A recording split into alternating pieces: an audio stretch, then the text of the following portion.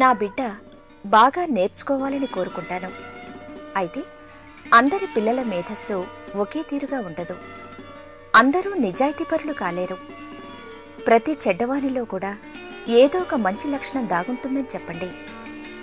నా బిడ్డకు జీవన మాధుర్యం రుచి చూపించండి. పుస్తకాలతో ఎక్కువసేపు గడిపేందుకు ఇష్టపడేలా చూడండి. ఎప్పుడూ చదువు రాయమంటూ విసిగించకండి. ఆకాశంలో పక్షులను చూపండి. సాయంత్రం వేళ గూటికి చేరే గువ్వల సవ్వడిని ఆలకించేట్టు చేయండి. అందరి అభిప్రాయాలు వినమని చెప్పండి. సహనాన్ని పెంపొందించుకోమనండి.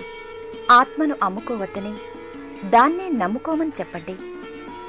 ఇవన్నీ పిల్లలకు చెప్పటం చాలా కష్టమే. కానీ టీచర్లుగా మీరు చొరవ తీసుకుని నా బిడ్డకు ఈ సాయం చేసి పెట్టండి. నా చిన్ని తండ్రి ఇవన్నీ నేర్చుకుంటే చాలు. అమెరికా అధ్యక్షుడిగా పనిచేసిన అబ్రహాం లింకన్ తన బిడ్డ బాగోగులు కోరుతూ టీచర్కు రాసిన ఉత్తరం సారాంశమిది.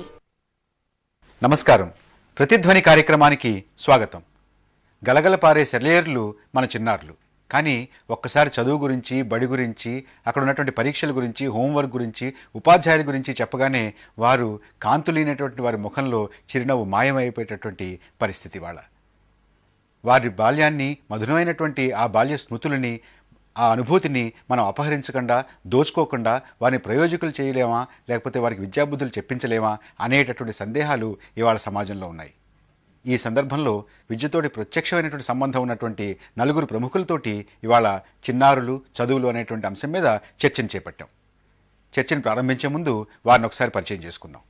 డాక్టర్ హేమా పరిమి, ప్రముఖ పిల్లల వైద్యులు, మనస్తత్వ నిపుణులు, వికాస విద్యావనం అనే పాఠశాలను గత 2 దశాబ్దాలుగా నడుపుతున్నటువంటి వారు. శ్రీమతి లక్ష్మీ కృష్ణకుమార్, మాంటిసోరీ విద్యా బోధనా విధానంలో శిక్షణ పొందిన నిపుణులు, సుదీర్ఘకాలంగా ఉపాధ్యాయులకు శిక్షణ ఇస్తున్నారు. డాక్టర్ మీనా హరిహరన్, మానసిక విశ్లేషకులు, కేంద్రీయ విశ్వవిద్యాలయంలో రీడర్గా పనిచేస్తున్నారు. శ్రీ ఎం వెంకటనారాయణ, వృత్తిరీత్యా రసాయన శాస్త్ర అధ్యాపకులు, గతంలో గౌతమి విద్యా సంస్థల్లో డైరెక్టర్గా పనిచేసి ప్రస్తుతం గౌతమ్ మోడల్ స్కూల్స్ పేరిట రాష్ట్ర వ్యాప్తంగా పాఠశాలల్ని నడుపుతున్నటువంటి వారు. చదువుల గురించి మన చిన్నారులు ఏం చెప్తున్నారో ఒకసారి విందాం.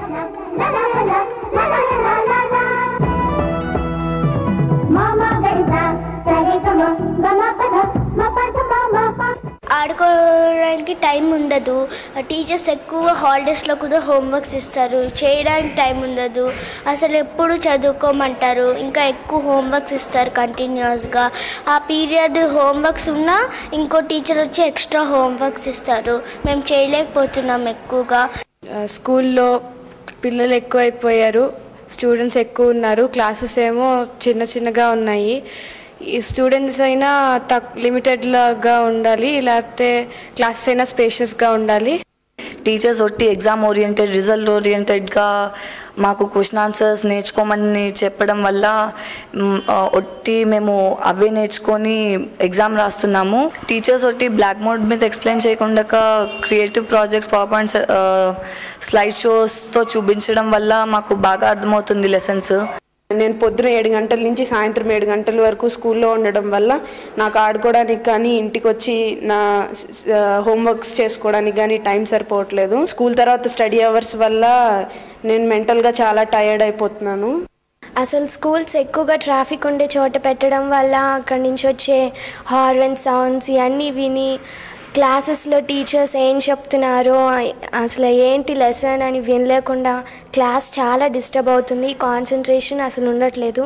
అంతేకాకుండా నడుచుకుని వచ్చే పిల్లలు ట్రాఫిక్ అది దాటి రావడం చాలా రిస్క్ కూడా. పొల్యూషన్ ఎయిర్, ఇంకా పిల్లలకి డిసీజెస్ రావడం అలాంటివి ఎక్కువగా ఉంటున్నాయి.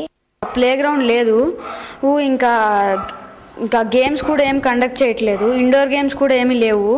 అసలు అయితే రోజుకొక పీటీ క్లాస్ ఉండాలి, లేకపోతే అట్లీస్ట్ వీక్ ఒక పీటీ క్లాస్ ఉండాలి. షెడ్యూల్ ప్రకారంగా మాకు లెసన్స్ జరగట్లేదు, దానివల్ల మాకు ఎంతో ఇబ్బందిగా ఉంటుంది. టీచర్స్ ప్రొఫెషనల్గా కాకుండా కొంచెం ఫ్రెండ్లీగా ఉండి లెసన్స్ అవి రియాలిటీగా చెప్తే ఇంకా మేము కాన్సన్ట్రేట్ చేయగలుగుతాం. అంతేకాకుండా ప్లేయింగ్ టైంలో స్కూల్ యూనిఫామ్లోనే ప్లే చేయమంటారు, అది కొంచెం ప్రాబ్లంగా ఉంది. మాకు ప్యాక్స్ చాలా కష్టంగా ఉంటాయి మోయటానికి. ఏదైనా మిస్టేక్ జరిగితే మా టీచర్స్ మమ్మల్ని కొడతారు. ఆట లేట్గా వస్తే నుంచో పెడతారు.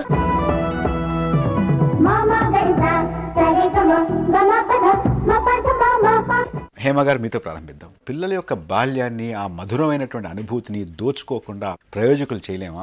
బాల్యాన్ని మరింత ఆనందంగా, పరిపుష్టంగా, చైతన్యవంతంగా ఉంచడానికే మనం కృషి చేస్తే ఈ అనుకున్నవి జరగడానికి అంతో కొంత అవకాశం ఉంటుంది తప్ప బాల్యానందాలకు దూరం చేయడం వల్ల ఏదో వాళ్ళకి మంచి జరుగుతుందనేది అసలు చాలా భ్రమ.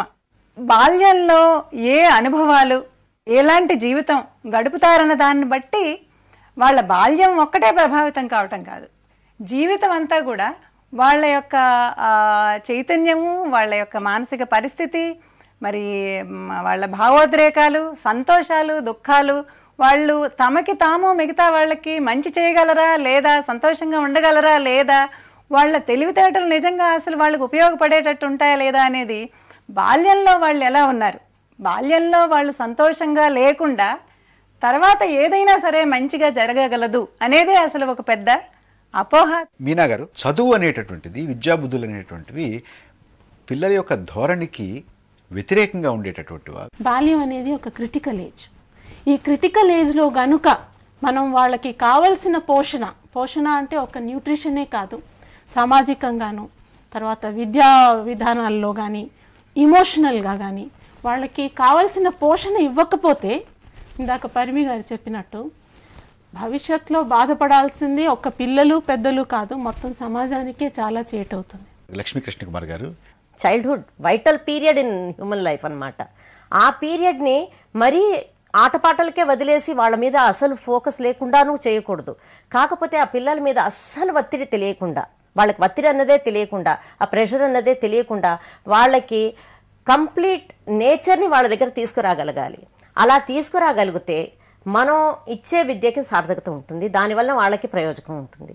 మీనా గారు, బండెడు పుస్తకాలు మూసుకుని రోజుకు 2-3 గంటలు హోంవర్క్ చేసి వారానికి ఒకసారి పరీక్ష రాసి దానికి పరీక్ష సరిగా మార్కులు రాకపోతే తల్లిదండ్రులతోటి, ఉపాధ్యాయులతో తిట్లు తినేటటువంటి ఆ రకమైనటువంటి వాతావరణం ఉంటేనే కానీ మన పిల్లలు నిజంగా ప్రయోజకులుగా రాటుదేలి వైద్యులుగాను ఇంజనీర్లుగాను తయారవడానికి వీల్లేదా? ఆ రకంగా ఉంటే అలా తయారవడానికి వీల్లేదు. It's the other way round అనమాట.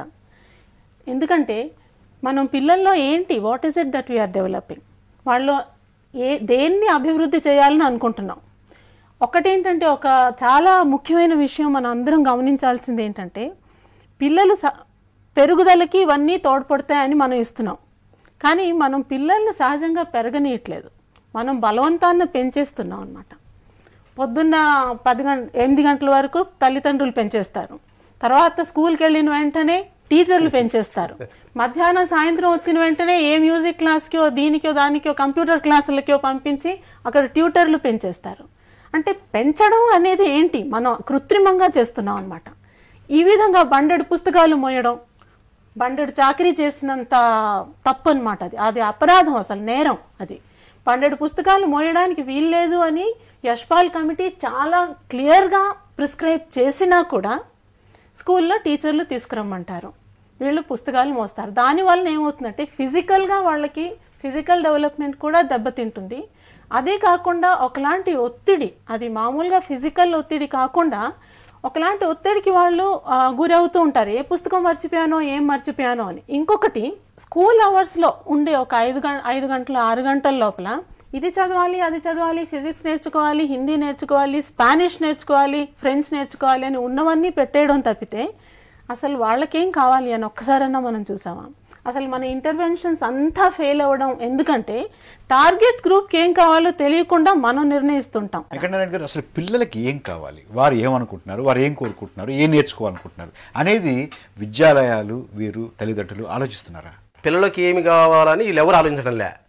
మాకి పేరెంట్స్కి ఏం కావాలి, తల్లిదండ్రులకి ఏం కావాలి, నా అబ్బాయి నాకేం కావాలని కోరుకుంటున్నా, సొసైటీకి ఏం కావాలని కోరుకుంటున్నాను. అంతేకాని పిల్లవాడి గురించి ఎవరు ఏమి ఆలోచించాలో అలా చెప్పడం అనేది మిథ్య. నాకు 30 ఏళ్ళ అనుభవం ఉంది. అంటే వేరే మహానుభావులు ఒకళ్ళు ఇద్దరు ఉండొచ్చు, కానీ ముందు ఆ విద్యార్థి దృష్టిలో మనం కూడా ఆ వయసుకి వెళ్ళి మన ఇన్హిబిషన్స్ పక్కన పెట్టి, హిపోక్రసీ పక్కన పెట్టి, వాడి మనసులో ఏం కావాలి, ఆడుతూ పాడుతూ సరిపోతుందా, అంటే సిస్టమ్ ఎలా ఉంది, ప్రజలు ఎలా ఉన్నారంటే సంవత్సరం 3 టర్మ్స్ ఉన్నాయి, పుస్తకాన్ని 3 భాగాలు చేశాము, ఈ పుస్తకాలు ఇంతే పుస్తకం తీసుకురండి ఫస్ట్ టర్మ్, సెకండ్ టర్మ్ ఇంత అంటే బుక్ వెయిట్ 1/3 రెడ్యూస్ టు 1/3. కానీ పేరెంట్ ఇష్టపడటం లేదు, స్టూడెంట్కి ఏం కావాలనేది మనం ఎవ్వరూ ఆలోచించడం లేదు. ఆలోచించమని చెప్పేది కరెక్ట్ కాదు. మీరు అన్నట్టుగా ఎన్ని మాట్లాడినా కూడా అంటే ఒక సిస్టమ్ ఉంది. ఇప్పుడు ఎల్కేజీ నుంచి 5th క్లాస్ ఆడటం, 6th 7th ఆడటం పాటు చదవటం, 8th 9th 10th మనం ఎన్ని చెప్పినా కూడా క్యారియర్. వెంకటనారాయణ గారు, అసలు ఆ వయసులో వాళ్ళకి ఏం కావాలి అని అడిగి ఆలోచించి తెలుసుకుని వారికి కావలసినట్టు రీతిగా ఆ విద్యా విధానాన్ని రూపొందించుకోవడం సమంజసమేనా? జరిగే పనేనా? అది బహుశా ఇంకొక 1000 సంవత్సరాల తర్వాత సాధ్యం కాదు. కారణం ఏంటంటే మేడం గారు ఒక్క నిమిషం అట్లా కాదు నేను చెప్తాను, మీరు అనుభవం. మేడం సార్, ఇప్పుడు నేను కూడా సిస్టర్ని 4 ఏళ్ళు చదువుతున్నా. ఆంధ్రప్రదేశ్ కానీ ఇండియాలో కానీ హై స్కూల్లో లేదా ప్రాథమిక విద్య స్కూల్లో 180% మహిళలు ఉపాధ్యాయులు, హెడ్ మాస్టర్లు 20% పురుషులు ఉన్నారు. ఈ మహిళలకు 8కి వచ్చేసి 4:30 వరకు స్కూల్లో ఉండి మాంటిసోరీ సిస్టమ్, ఇంకొక system, all round development, sports, games, music, dance. అంటే టీచర్కు దాంట్లో జ్ఞానం ఉండాలి. లేడీ టీచర్ కాబట్టి family problems, health problems, economic problems, ఈ అన్ని ప్రాబ్లమ్స్ పక్కన పెట్టేసి క్యాంపస్కి వచ్చేసి ఆమె మామూలు మనిషే. అవన్నీ నేర్చుకొని సిస్టమ్స్ ఇంప్లిమెంట్ చేసి 8 to 4 టైంలో పిల్లలను ఇంజెక్ట్ చేసి మారుస్తానుకోవటం అనేది అది నిజంగా సైంటిఫిక్ కూడా సాధ్యం కాదు. లక్ష్మి గారు, ఇప్పుడు పిల్లల్ని అడిగి చేయాలన్నది కాదు, వాళ్ళకేం కావాలని వెళ్ళి ఒక్కొక్కరుగా వెళ్ళి నీకేం కావాలి బాబు, నీకేం కావాలి అమ్మాయి అని అడిగేది కాదు. జనరల్గా ఒక యూనివర్సల్ చైల్డ్ సైకాలజీ అని ఉంటుంది. వాళ్ళ రిసెప్టివ్ కెపాసిటీస్ కొన్ని ఉంటాయి. మరీ చిన్నపిల్లల్ని తీసుకుంటే 3 నుంచి ఒక 6-7 ఏళ్ల దాకా వాళ్ళు చాలా మటుకు మోటార్ సెన్సరీ ఇదే పర్సెప్షనే ఎక్కువ ఉంటుంది వాళ్ళకనమాట.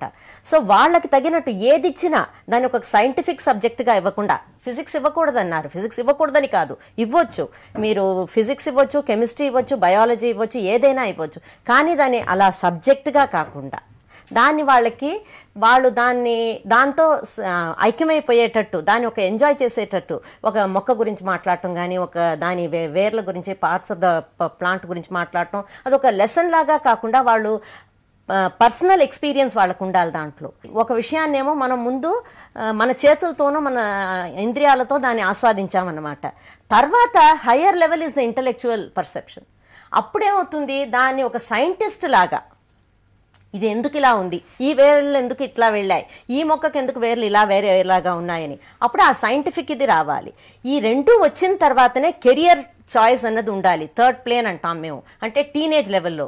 అంటే బాగా మనసుతోనూ ఇంద్రియాలతోనూ దాన్ని ఆస్వాదించేసి, తర్వాత బుద్ధితో దాన్ని బాగా కలిపి తాగేసి, తర్వాత ఇది నాకు కావాలి, ఈ సబ్జెక్ట్లో I want to pursue my career అన్నది ఉండాలి. కానీ 3వ క్లాస్లోనో 4వ క్లాస్లోనో చిన్నపిల్లలు తల్లిదండ్రులని ఏమవుతావు బాబు, ఇంకా 3వ క్లాస్ కాదు 3 ఏళ్ల పిల్లల్ని అడుగుతున్నారు. వెంకటనారాయణ గారు, ఈ రకమైనటువంటి విద్యా బోధనా పద్ధతి ఇలా ఉంటే బాగుంటుంది, చాలామంది విద్యావేత్తలు చెప్పారు, ఇది చేద్దాం అని ఇవాళ ఉన్నటువంటి తల్లిదండ్రులకి మీరు నచ్చ చెప్పగలరా?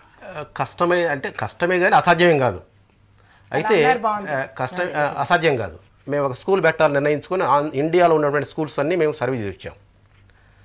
ఆ స్కూల్ ఏం చెప్పారంటే 6 రోజులు విద్యార్థులు స్కూల్కు రావాలి, జనరల్ సాధ్యం అదే జరుగుతూ ఉంది. ఆ స్కూల్ ఏం చెప్పారంటే వారానికి 6 రోజులు విద్యార్థులు రావాల్సిన అవసరం లేదు, 5 రోజులు చాలు, ఒకరోజు మాత్రం తల్లులు రావాలి. మార్నింగ్ 8 to ఈవినింగ్ 4 వరకు తల్లులు స్కూల్లో ఉండాలి. పెట్టారు. ఫీ చాలా ఎక్కువ పెట్టారు. చాలా సంతోషపడ్డారు. మొదటి ఒక రోజు 2 రోజులు, ఒక వారం 10 రోజులు చాలా సంతోషంగా వెళ్ళారు. 2వ నెలకు 100 మంది తల్లుల్లో మదర్స్లో అటెండ్ అయింది 2. అంటే ఆదుర్దా ఉంది, చేయాలని కోరిక ఉంది, ఆవేశం ఉంది, కుదరట్లేదు. ప్రాక్టికల్ వచ్చే వరకు ఏంటంటే కుదరకపోవడానికి కారణం మన ఇన్ఎఫిషియన్స్ కావచ్చు, బిజీ కావచ్చు, తెలియకపోవచ్చు. అంటే సాధ్యమంత వరకు నా ఉద్దేశం ఏంటంటే తెలియకపోవటం. కాబట్టి ఇంతమందిని పేరెంట్స్ను, తల్లిదండ్రులను మనం ఎడ్యుకేట్ చేస్తాము, అవేర్నెస్ క్రియేట్ చేస్తామనేది అది బహుశా నా ఉద్దేశం థియరిటికల్ సాధ్యమే, కానీ ప్రాక్టికల్ అంటే సాధ్యం అంటే ఇట్ టేక్స్ టైం.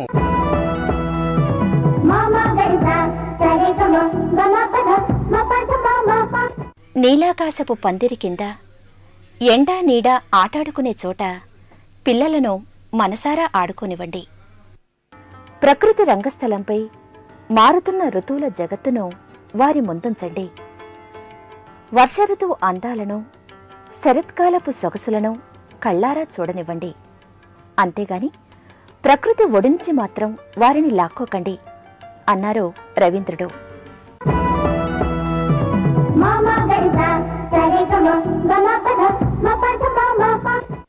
అమెరికాలో పాఠశాలలో ఏడాదికి 180 రోజులు పనిచేస్తుంటే బ్రిటన్లో 190 రోజులు, జపాన్లో 220 రోజులు, ఇండియాలో పాఠశాలలో 230 రోజులు పనిచేస్తున్నాయి. మన రాష్ట్రంలో అయితే కొన్ని ప్రైవేట్ పాఠశాలలో ఏకంగా 300 రోజులు పైగా పనిచేయటం విశేషం. బ్రిటన్లో 5వ తరగతి విద్యార్థికి వారానికి 23 పీరియడ్స్ ఉంటే అమెరికాలో 25 పీరియడ్స్, జపాన్లో 29 పీరియడ్స్, మన దేశంలో ఏకంగా 42 పీరియడ్స్ ఉన్నాయి. ఇక ఢిల్లీ పబ్లిక్ స్కూళ్లలో 5వ తరగతి విద్యార్థుల పుస్తకాల బరువు 5 కిలోలు దాటితే మన రాష్ట్రంలోని కొన్ని పట్టణాల్లో 7 కిలోలకు చేరింది. అదే యూకేజీ స్థాయిలో పుస్తకాల బరువు 2.5 కిలోలను అందుకుంది. మన రాష్ట్రంలో 5వ తరగతి పిల్లవాడు సరాసరిన 22 నుంచి 25 పుస్తకాల బరువు మోస్తున్నాడు. ప్రపంచంలో మరెక్కడా ఈ స్థాయిలో పిల్లలు పుస్తకాల బరువు మోయాల్సిన దుస్థితి లేదు.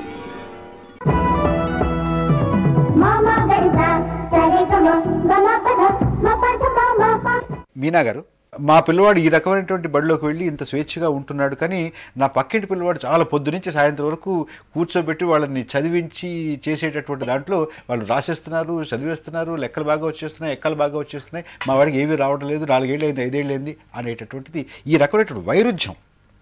నిజంగా ఇది వైరుధ్యమేనా? ఇది వైరుధ్యం కాదండి, క్రమశిక్షణకి మనం ఇచ్చే తప్పు నిర్వచనం అనమాట. క్రమశిక్షణ అంటే ఏంటి అసలు? డిసిప్లిన్ అనేది ఎక్కడి నుంచి వచ్చిందంటే డిసైపుల్ అనే వర్డ్ నుంచి వచ్చింది. చూసి నేర్చుకోవడం అనేది.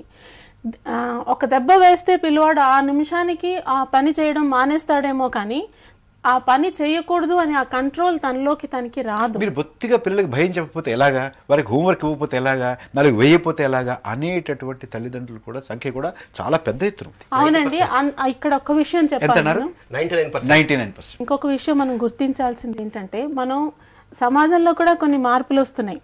20 ఏళ్ల ముందర ఉండేటట్టు తల్లులు ఫ్రీగా లేరు. ఇందాక సార్ చెప్పినట్టు తల్లులనే వచ్చేసి మీరే ఉండండి క్లాసులు, తల్లిదండ్రుల్లో ఎవరన్నా రండి అని చెప్తే వచ్చేవారేమో. అయితే తల్లిదండ్రులు ఇప్పుడు కొంచెం పూర్వం కంటే ఎడ్యుకేటెడే, అవగాహన శక్తి ఎక్కువనే ఉంది. వాళ్ళకి గనుక మనం అసలు చైల్డ్ సైకాలజీ ఏంటి, పిల్లల్ని ఎలా అర్థం చేసుకోవాలి అని చెప్పాల్సిన పద్ధతిలో చెప్తే అర్థం చేసుకుంటారు. ఇందాక మన కృష్ణకుమారి గారు చెప్పినట్టు చిన్న పిల్లలు పుట్టినప్పటి నుంచి 2-2.5 ఏళ్ల వరకు ఒక స్టేజ్లో ఉంటారు, సెన్సరీ మోటార్ స్టేజ్లో ఉంటారు. అప్పుడు వాళ్ళకి చూడడం వలన, పంచేంద్రియాల వలన, తర్వాత మోటార్ యాక్షన్స్ వలన ఎక్కువగా నేర్చుకుంటారు. ఎక్స్ప్లోరేటివ్ స్టేజ్ అనమాట అది. ఈ టైంలో పిల్లలకి క్యూరియాసిటీని పెంచే యాక్టివిటీస్ ఎక్కువ చేయండి ప్రీ స్కూల్స్లో. తర్వాత వచ్చేది ప్రీ ఆపరేషనల్ స్టేజ్ అంటారు దాన్ని. 2.5 years నుంచి 7 years వరకు, 7 ఏళ్ల దాకా సుమారు వెళ్తుంది ఇది. ఈ టైంలోని వాళ్ళకి సిద్ధాంతాల గురించి చెప్పకూడదు. మరి నా పిల్లవాడు డాక్టర్ ఎలా అవుతాడు? అలాగే అవుతాడండి, అది చెప్పకపోతేనే అవుతారు. కానీ చెప్పాల్సిన స్టేజ్ వస్తుంది. సిద్ధాంతాల గురించి 7 years తర్వాత కాంక్రీట్ ఆపరేషన్ స్టేజ్కి వస్తారు పిల్లలు. వాళ్ళకి అప్పుడు కన్వర్షన్స్ ఇవి అవి చెప్తే అప్పుడు అర్థమవుతాయి. ఇప్పుడు మీరు చెప్తే ఇవి సిద్ధాంతాలు చెప్పడానికి, పెద్ద పెద్ద లెక్కలు చెప్పడానికి, ఫార్ములాలు చెప్పడానికి మీకు 3 గంటలు 3 రోజులు పడితే చెప్పాల్సిన స్టేజ్ లో చెప్పినప్పుడు 3 నిమిషాల్లో అర్థం చేసుకుంటారు. ఒక 6-7 ఏళ్ల దాకా ఏమీ ఒకటి అసలు ఇవ్వకుండా ఒక్కసారిగా బర్డన్ అయినా పెట్టడం, లేదా మరీ చిన్న వయసులోనే దాన్ని చాలా కాంప్లికేటెడ్ ఫార్మాట్లో ఇవ్వటం వలన ఆ పిల్లలకి దాని మీద ఇంట్రెస్టే పోతుంది. ఇప్పుడు తల్లిదండ్రుల్ని ఇంప్రెస్ చేయడం చాలా కష్టం అన్నారు వెంకటనారాయణ గారు. అసలు తల్లిదండ్రులు ఎందుకు తయారయ్యారు? ఇది ఒక విషస్ సర్కిల్. గుడ్డు ముందా పిల్ల ముందా అని ముందు విద్యావేత్తలు ఇలా స్టార్ట్ చేసి తల్లిదండ్రులు దానికి కండిషన్ అయ్యారా, లేదా తల్లిదండ్రులు అడిగారని విద్యావేత్తలు అలా పెట్టారా ఎడ్యుకేషన్ సిస్టమ్? మేమంతా అటెండ్ అయిన ఎడ్యుకేషన్ సిస్టంలో ఇలా లేదు.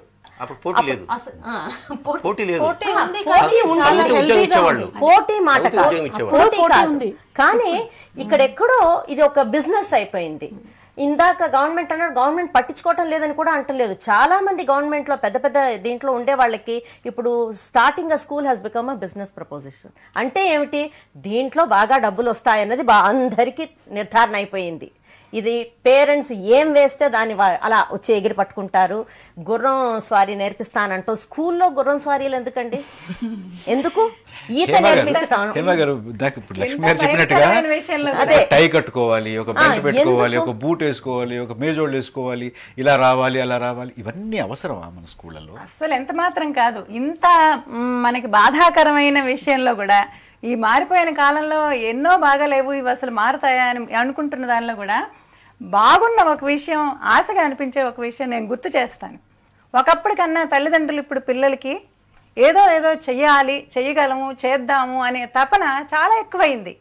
ఫిజికల్ రిసోర్సెస్ అంటే డబ్బు లాంటిది కూడా చాలా సమకూరణ ఎక్కువైంది.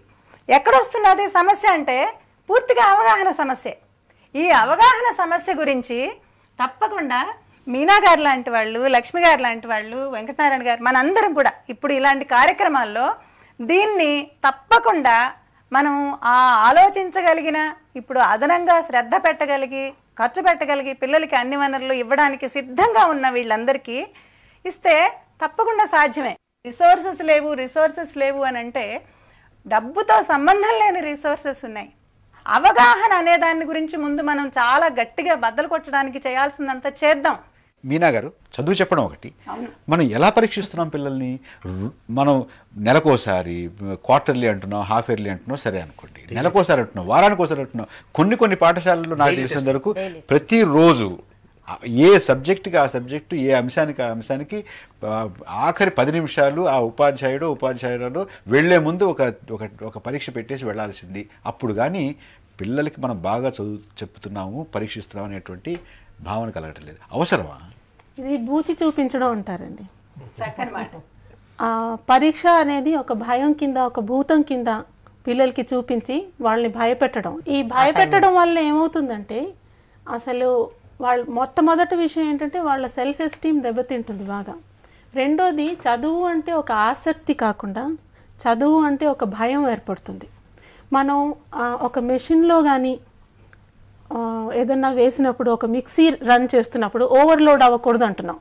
మరి పిల్లలకి ఈ ఓవర్లోడ్ విషయంలో ఎవరు ఎక్కువగా మాట్లాడట్లేదు. ఇది ఎందుకంటే కనబడదు. ఈ ఓవర్లోడ్ మీకు ఫిజికల్గా కనబడట్లేదు. దీనివల్ల ఏమవుతుంది, ఎప్పుడు పడితే అప్పుడు పరీక్షలు అనడం వల్ల 2 నష్టాలు జరుగుతాయి. ఒకటేంటంటే పిల్లలకి పరీక్ష అంటే పరీక్షే కదా అనే ఒక భావన వస్తుంది. రెండోది, పరీక్ష అంటే ఒకలాంటి భయం, ఒకలాంటి నర్వస్నెస్ ఏర్పడి వాళ్ళని అది మానసికంగా దెబ్బతీస్తాయి. అయితే మరి పరీక్ష పెట్టొద్దా అంటే పెట్టాలి, తప్పకుండా పరీక్షలు పెట్టాలి. ఆ పరీక్ష అనేది పిల్లలకి మీరు ఒక నెల రోజుల పాటు నేర్పించిందంతా మీరు ఒక 10 నిమిషాల్లో వాళ్ళకి పరీక్ష పెట్టి తెలుసుకోగలరా? కంటిన్యూస్ ఇవాల్యుయేషన్ అనేది ఉంటే ఏమవుతుంది? రోజు పెట్టడం కంటిన్యూస్ ఇవాల్యుయేషన్, అలాంటిది కాదు. అది కంటిన్యూస్ ఇవాల్యుయేషన్ పేపర్ మీద కాదు. It is not on the basis of a paper pencil test. టీచర్కి పిల్లలకి మంచి ఇంటరాక్షన్ ఉంటే, ప్రతి టీచర్కి ప్రతి పిల్లవాడు క్లాస్లోని ఏ స్థాయిలో ఉన్నారు అని తెలుస్తుంది. ముఖ్యంగా ఇది ప్రైమరీ స్కూల్ లెవెల్లో పిల్లలకి టీచర్కి మంచి సంబంధాలు ఉంటాయి. ఎవరు ఏ స్టేజ్లో ఉన్నారు, ఎవరికి ఎక్కువ ఇన్పుట్స్ ఇవ్వాలి, ఎవరు ఇంకొంచెం రాణిస్తారు, ఎవరికి ఏ విధంగా చెప్తే వాళ్ళు తెలుసుకుంటారు అనేది తప్పకుండా తెలుసుకుంటూనే ఉంటారు. దానివల్ల ఒక నెల రోజుల్లో ఈ పాఠంలో ఈ స్టూడెంట్ ఏ స్టేజ్లో ఉన్నారు, ఇంకో స్టూడెంట్ ఏ స్టేజ్లో ఉన్నారు అనేది మీరు లో ఉన్నా లేకపోయినా టీచర్స్కి మైండ్లో రిజిస్టర్ అవుతుంది.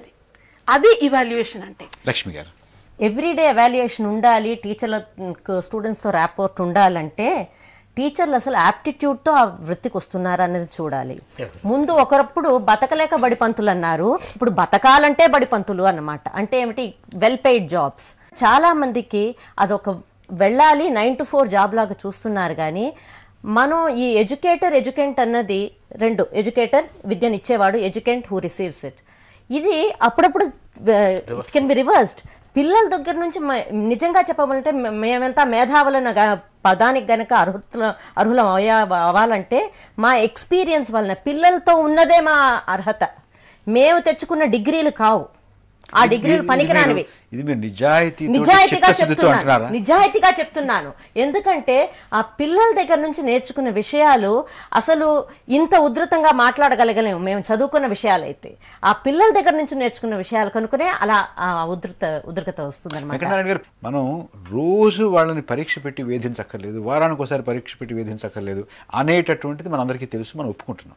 కానీ మనం ఎందుకు చేయట్లేదు? అర్బన్ ఏరియాలో ఉండే కమర్షియలైజ్ ఇన్స్టిట్యూట్ కాకుండా కమర్షియల్ ఇన్స్టిట్యూట్ పోటీ పెడితే కాదండి, మనం రోజు పరీక్ష పెట్టి పిల్లలతోటి ఏదో ఒకటి రాయించి నీకు ఇన్ని మార్కులు అని అనకపోతే తల్లిదండ్రులు ఆ స్కూల్లో చేర్పించట్లేదు అనేటువంటి కాదండి. అయితే ఒకటి ఉందండి.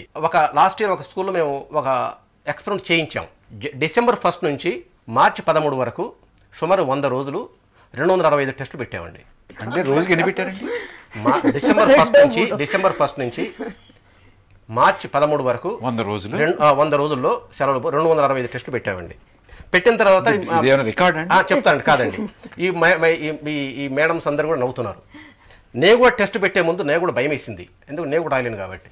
అయితే ఆ టెస్ట్ ఎట్లా పెట్టామంటే 2 గంటలు చదువుతారు, 1 గంట పాటలు పాడతారు, 2 గంటలు చదువుతారు, అరగంట వాలీబాల్ ఆడతారు. సోమవారం ఐమాక్స్ సినిమా చూపించాము. ఇంకో రోజు పిక్నిక్ తీసుకెళ్ళాము, ఇంకో రోజు ఇంకో చోట వెళ్ళాము. ఈ 100 రోజులు ప్రాక్టికల్ జరిగింది ఇదండి. ఈ 100 రోజులు 256 ఎగ్జామ్లు పెట్టిన తర్వాత పిల్లలు అసెస్మెంట్ తీసుకున్నాం. ఏ స్టూడెంట్ కూడా బలవంతం మీద ఎగ్జామ్ రాయలే. రాష్ట్రంలో మొదటి 2 రోజులు పారిపోయారు. అంటే 33 మందికి 100 రోజులు సుమారు 270 ఎగ్జామ్స్ ఎక్స్పెరిమెంట్ చేస్తే ఇది హిపోక్రసీ కాదు, ఇది ఫ్యాక్ట్. వీళ్ళందరూ ఎవరు కూడా స్ట్రెస్ ఫీల్ కాలేదు, స్ట్రెయిన్ ఫీల్ కాలేదు, పేరెంట్స్ ఏం ఫీల్ కాలేదు, రిజల్ట్ వచ్చింది, హ్యాపీ ఫీల్ అయ్యారు. అంటే టెస్ట్ పెట్టడం అంటే మనం అన్నట్టుగా not by force, not by test పెట్టండి.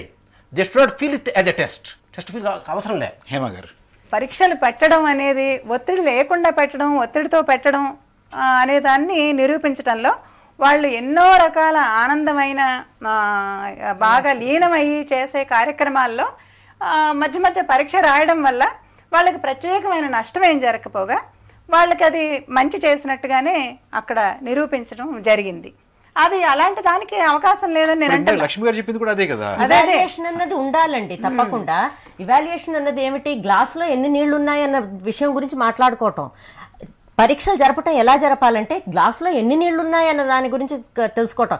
ఎన్ని నీళ్లు లేవు, ఎంత ఖాళీగా ఉందన్న దాని గురించి చేయకూడదు. మనం పరీక్షలు ఇవ్వటం ఎంతసేపు పిల్లలకి ఎంత తెలియదన్న దాని గురించి ఫోకస్ చేస్తాం. కానీ నీకు ఎంత తెలిసింది, నీకు తెలిసిన విషయాలు రా ఈ పాఠం గురించి అని వాళ్ళకి ఫ్రీడమ్ ఇవ్వం. అలా ఇస్తే ఏ టీచర్కైనా మీరు అనొచ్చు ఇది వినటానికి బాగుంది, ప్రాక్టికల్ కాదని. కాకపోతే టీచర్కి తను బాగుపడి పిల్లల్ని బాగుపరచాలన్న ఇది ఉంటే తప్పకుండా ఇలాంటి పరీక్షలు చేస్తే అలా ఉండదు. ఇలాంటి పరీక్షలు మనం ఎందుకు పెడుతున్నాం? 2 విషయాలు. ఇందాక మీరు ఒక మాట అన్నారు, దాని గురించి కూడా నేను అనాలి. ఎందుకు భయపడుతున్నామని. ఎప్పుడు తెలివి తక్కువని వాడే భయపడతాడు ఇంకోళ్ళని. తెలివి ఉన్నవాడు తన తెలివితో వాళ్ళని మార్చడానికి ప్రయత్నిస్తాడు. వీళ్ళు భయం చూపించి లేదు నాకింత తెలుసు నీకింత తెలియదు అనేది ఒక విధంగా చూపితే ఒక లోపల డొల్ల లాంటి విషయాలన్నమాట. వీళ్ళకే చాలా విషయాలు తెలియవు. దాన్ని కప్పిపుచ్చుకునేందుకు వీళ్ళకి తెలిసిన విషయాలు వీళ్ళు ప్రొజెక్ట్ చేసి పిల్లల్ని ఎంతసేపు నీకు అంతే తెలిసింది, ఇది ఒకలాంటి ఏం చెప్పాలంటే అప్పుడు ఐ ఫీల్ వెరీ నైస్ అనమాట. నాకు అన్ని విషయాలు తెలిసినట్టు ఒక బింకం, తల్లిదండ్రులకి ఏమీ తెలియదు అన్నట్టు అన్న భావం ఉంటే టీచర్లకి ఇబ్బంది ఉండదు. వాళ్ళని పైన పెట్టుకొని చూస్తారు, ఎవరు ఉపాధ్యాయుల అస్తిత్వం కోసం, తల్లిదండ్రులకు చదువుకోనంత మాత్రం తెలివి తక్కువ వాళ్ళు, ఏమి తెలియని కూడా మనం తెలివి తక్కువ వాళ్ళం.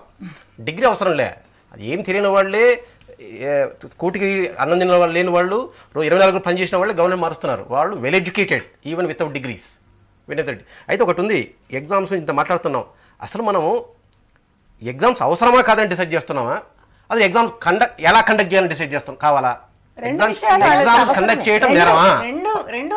అట్లా కదండి. ఎగ్జామ్ అంటే what I mean writing exam అంటారులే, ఇదే మచ్ సంథింగ్, ఏదో ఒక ప్రొసీజర్ ఉండాలి కదండి.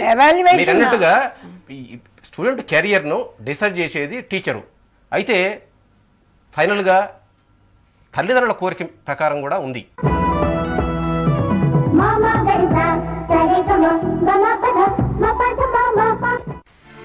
చిన్నారులపై చిరుప్రాయం నుంచే మోయలేని భారం పడుతోంది. ఒక్క 3వ తరగతి పిల్లల పుస్తకాలు పరిశీలిస్తే చాలు, బోలెడు విషయాలు బోధపడతాయి. ఐసీఎస్ఈ సిలబస్తో 3వ తరగతి చదివే విద్యార్థి కనీసం 25 పుస్తకాల బరువు మోయాల్సిన పరిస్థితి. ఈ పుస్తకాల్లో 18 నోట్స్లుంటే 7 టెక్స్ట్ బుక్స్ ఉన్నాయి. సిబిఎస్ఈ విద్యార్థికి 26 పుస్తకాలు, వీటిలో 20 నోట్స్లు, 6 టెక్స్ట్ బుక్స్. స్టేట్ సిలబస్తో చదివే విద్యార్థికి ఏకంగా 28 పుస్తకాలు, అందులో 20 నోట్స్లు, 8 టెక్స్ట్ బుక్స్. వీటికి తోడు ఈ పిల్లలకు యూనిట్ టెస్ట్ల నోట్స్లు, drawing books, general knowledge books అదనం. అంటే 3వ తరగతి చదివే ఓ బిడ్డ టైం టేబుల్ ప్రకారమే స్కూల్కు బుక్స్ తీసుకెళ్తున్నా కనీసం 6 నుంచి 7 కిలోల బరువు మోయాల్సిన పరిస్థితి. వీటికి తోడు ఒక్కో తరగతి పైకి వెళ్లే కొద్దీ అనేక సమస్యలు తోడవుతున్నాయి. 8వ తరగతి సోషల్ స్టడీస్ టెక్స్ట్లో 4 భాగాలు, సైన్స్ టెక్స్ట్లో 3 విభాగాలు ఉన్నాయి. అసలే సిలబస్ ఎక్కువ. దీనికి తోడు కొన్ని స్కూల్స్ ఈ భాగాలన్నింటికీ విడివిడిగా నోట్స్ పెట్టిస్తాయి. అలాగే 8వ తరగతి లెక్కలకు వచ్చేటప్పటికి అనేక స్కూల్స్లో జామెట్రీ ఒక టీచర్, ఆల్జీబ్రా మరొక టీచర్ చెప్తూ విడివిడిగా నోట్స్ పెట్టిస్తూ పిల్లలపై అదనపు భారాన్ని మోపుతుంటాయి.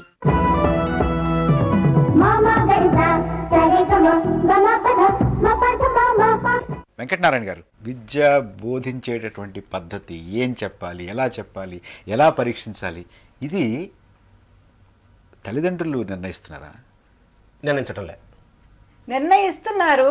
తల్లిదండ్రుల ఒత్తిడి ఉందా దీంట్లో? తల్లిదండ్రులు తెలుసో తెలియక మాకు ఇలా అయితేనే మాకు తృప్తిగా ఉంటుంది, మా పిల్లవాడు చదువుకుంటున్నాడు పైకి వస్తున్నా అంటే ఒకటి ఆ ఒత్తిడి ఉంది. కానీ తల్లిదండ్రులు అలా వాళ్ళ ఎక్స్ప్రెషన్స్ అలా చేసేట్టుగా సొసైటీ వాళ్ళను డైరెక్ట్ చేసింది. పెడధోరణులకి తల్లిదండ్రులు ఎంతవరకు బాధ్యత? తల్లిదండ్రుల బాధ్యత అంటే తల్లిదండ్రుల బాధ్యత లేనే లేదని చెప్పొచ్చండి. అంటే పెడధోరణులకు తల్లిదండ్రుల బాధ్యత కాదు. తల్లిదండ్రుల బాధ్యత కాకుండా ఈ ప్రైమరీ ఎడ్యుకేషన్లో పెడధోరణులకు బాధ్యత కొంత 90% మేనేజ్మెంట్స్, ఇంకా 10% due to non availability of the teachers. ఇక్కడ ఒక చిన్న విషయం చెప్పాలండి. దీని మీద ఒక ప్రయోగం జరిగింది, ఒక రీసెర్చ్ జరిగింది. తల్లిదండ్రులకి ఎంత అవగాహన ఉంది, వాళ్ళు పిల్లల కోసం ఏం కావాలనుకుంటున్నారు అని. దాని రిజల్ట్స్ ఎలా తేలాయంటే తల్లిదండ్రులు టోటల్ కన్ఫ్యూజన్లో ఉన్నారు. పిల్లలకి ఏం కావాలి అని కాంట్రడిక్టరీ, వాళ్ళ ఆన్సర్స్ అన్ని ఒకదాన్నొకటి టోటల్గా కాంట్రడిక్ట్ చేస్తుంది. ఇది కావాలని ఒక చోట అంటున్నారు, ఇంకో చోట దాన్ని వ్యతిరేకిస్తున్నారు. బాబోయ్ మా పిల్లవాడిని మీరు హోంవర్క్ ఇచ్చి వేధిస్తున్నారంటారు. హోంవర్క్ ఇవ్వకపోతే ఎలాగా? మా ఇక్కడ ఒక విషయం అడుగుతానండి మిమ్మల్ని, నేను ఒక్క ప్రశ్న అడగదలుచుకున్నాను.